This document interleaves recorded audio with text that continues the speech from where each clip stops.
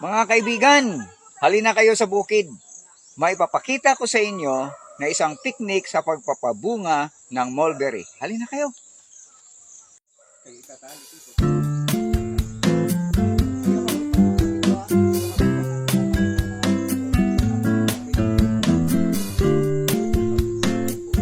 Ito na po tayo ngayon sa aking mulberry. Ito po sila.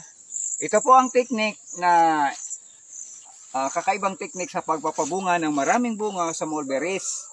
Ang kailangan lang pala, i-bend lang siya. Tapos, tanggalin natin yung mga dahon. Tanggalin yung mga dahon na yan.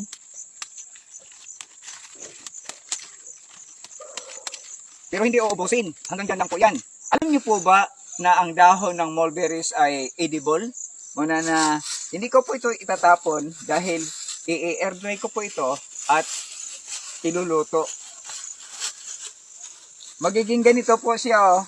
Ang kanyang tutubo dito sa mga node ang mga bagong sanga na magdadala ng bunga. Kagaya nito, oh. Kagaya nito, oh.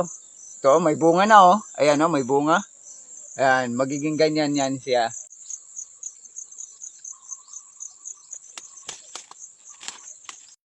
Ano pa inaantay nyo?